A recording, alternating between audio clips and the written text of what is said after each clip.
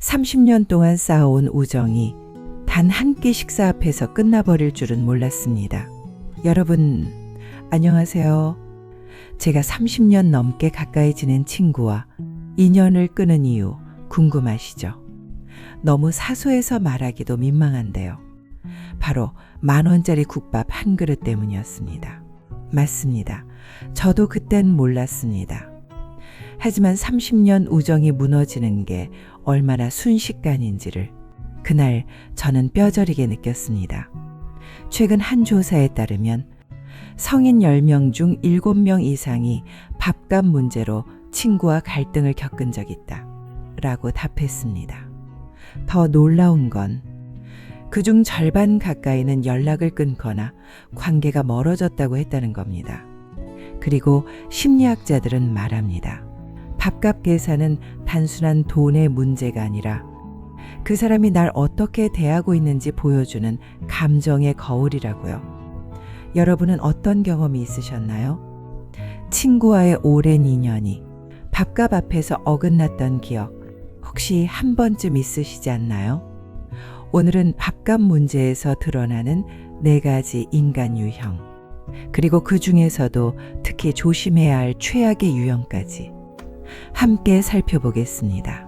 오늘 이 영상을 끝까지 보신다면 왜 그런 극단적인 선택을 할 수밖에 없었는지 분명히 이해하시게 될 겁니다. 그 전에 이 영상이 도움이 될 것 같다면 구독과 좋아요 꼭 부탁드릴게요. 이 영상은 여러분의 관계를 지켜주는데 분명 도움이 되실 겁니다. 첫 번째 이야기입니다. 경기도 일산에 사는 최명자 씨는 30년 넘게 모임을 이끌어온 사람입니다. 평소에도 손이 크고 인심 좋기로 소문이 났죠. 모임마다 항상 먼저 지갑을 열었고 친구들도 명자 언니는 통이 달라 하며 따르곤 했습니다. 정작 본인은 내가 좋아서 하는 거지 뭐라며 웃어 넘겼습니다. 그런데 얼마 전 새로 생긴 고급 한정식집 이야기가 나왔습니다. 여기 1인 5만 원이라던데 괜찮대. 누군가 말하자 친구들이 한두 명씩 고개를 저었습니다. 야, 거긴 너무 비싸. 나 이번 달 카드값도 아직 못 갚았어. 그냥 싸고 편한 데로 가자. 그런데 그때 한 친구가 이런 말을 툭 던졌습니다. 왜? 어차피 명자 언니가 낼 거잖아. 여기 가자.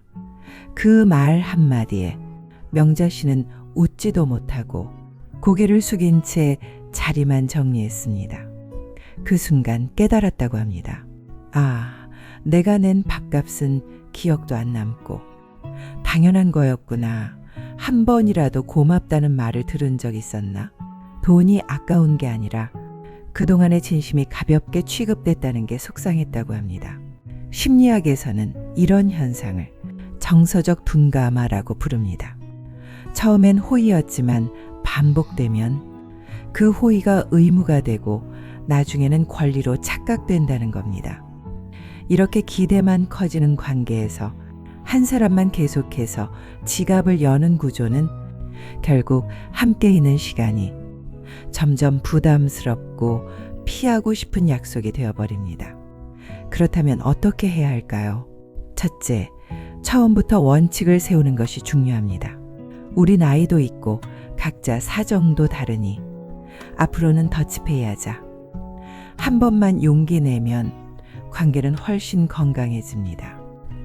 둘째, 상대의 농담 속 기대를 가볍게 차단하는 연습도 필요합니다. 이번엔 같이만 먹고 싶다. 계산은 너가? 이런 유머 섞인 말 한마디로도 충분히 선은 그을 수 있습니다.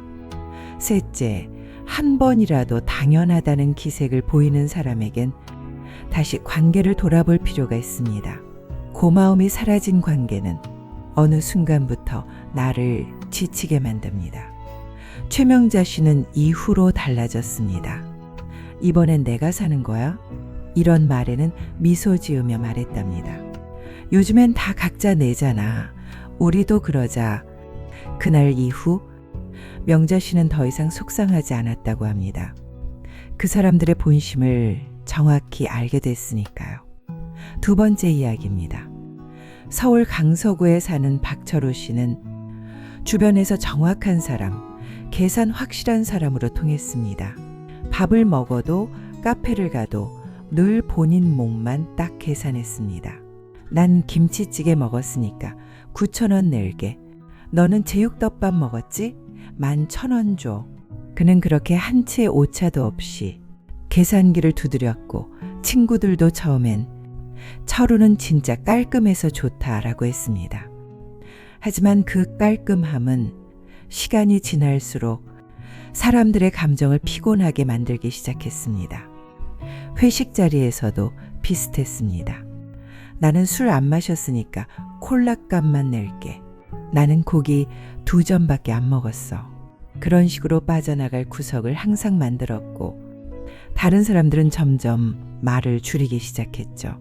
결정적인 사건은 어느 날 모임에서 벌어졌습니다. 함께 밥을 먹던 중 친구 한 명이 계산하려고 지갑을 꺼내다가 말했습니다. 나 현금이 없네. 계좌로 이체해 줄게. 다른 친구는 웃으며 괜찮아.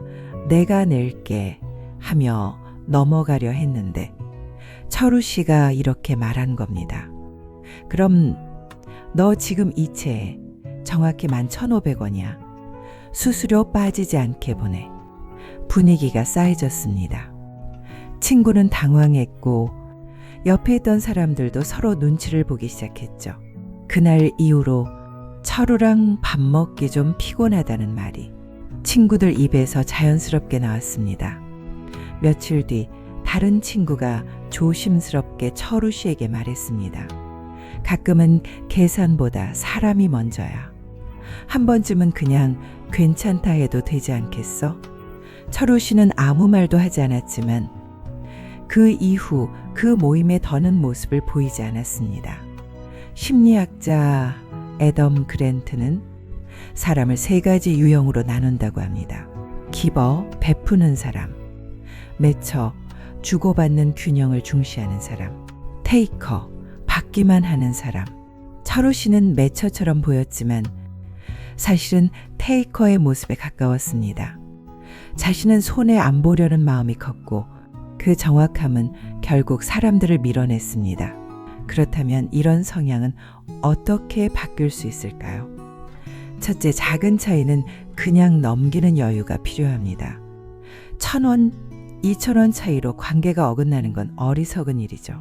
둘째, 이번엔 내가 사고 다음엔 내가 사고 자연스럽게 돌아가며 밥 사는 문화가 오히려 관계엔 훨씬 더 좋습니다. 셋째, 친구가 곤란할 땐 계산기보다 마음이 먼저 움직여야 합니다. 괜찮아, 내가 낼게. 그 한마디가 그 사람에겐 오래 남는 진심이 될 수 있습니다. 철우 씨처럼 정확함을 좋은 성격이라 믿는 분들도 많습니다. 하지만 기억하셔야 합니다.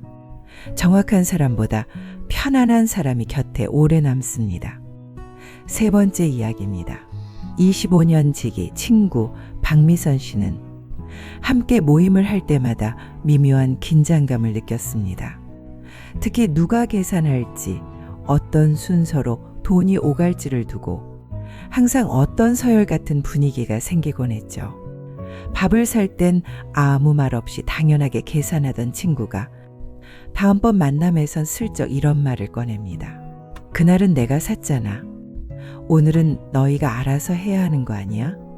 말은 웃으며 했지만 그 말 속엔 보상받고 싶다는 감정이 고스란히 담겨 있었죠. 그리고 그 순간부터 분위기는 달라지기 시작했습니다.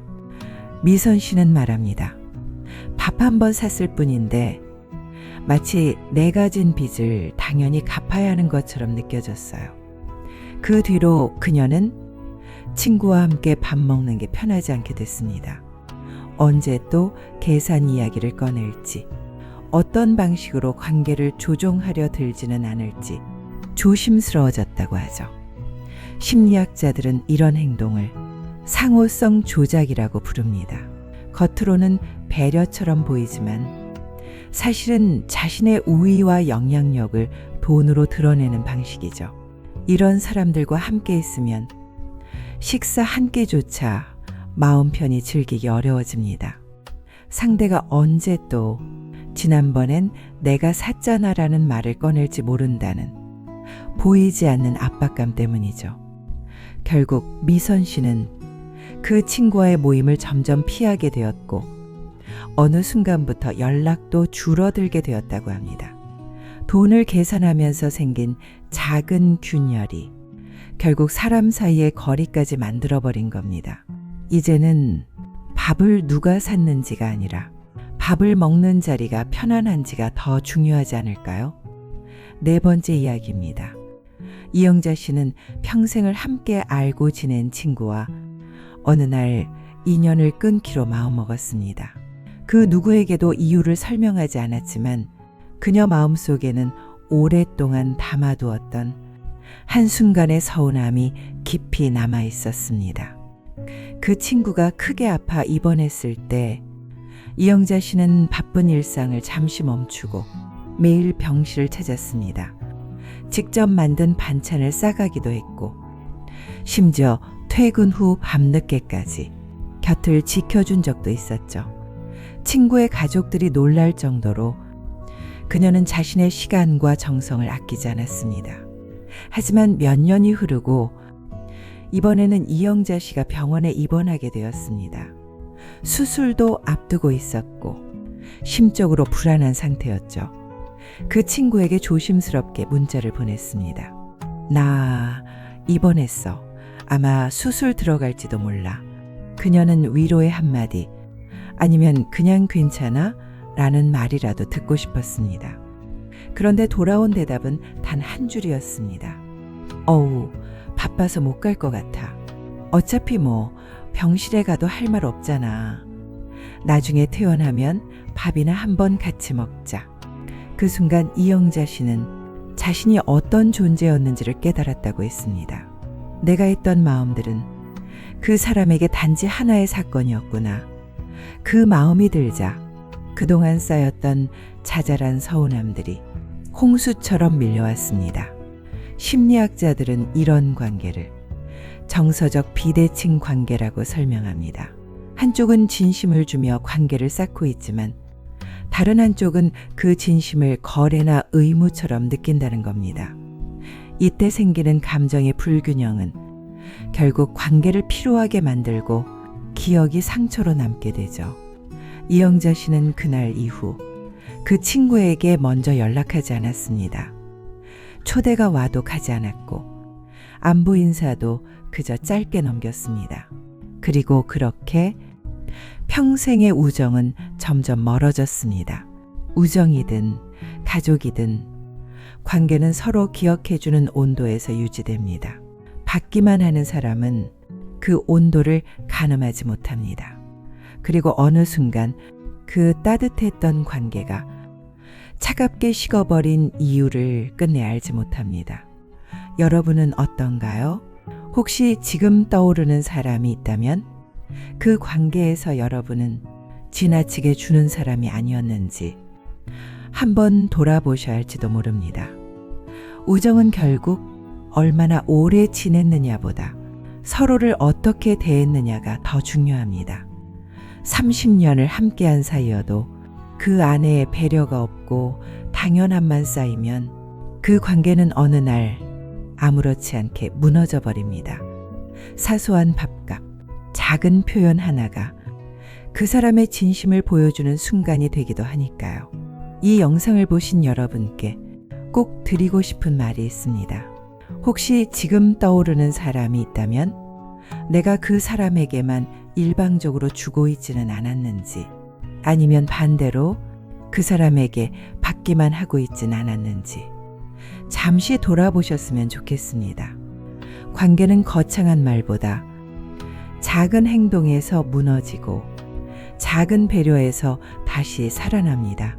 지금 이 순간 내 사람을 다시 생각해보는 계기가 되었길 바랍니다. 감사합니다.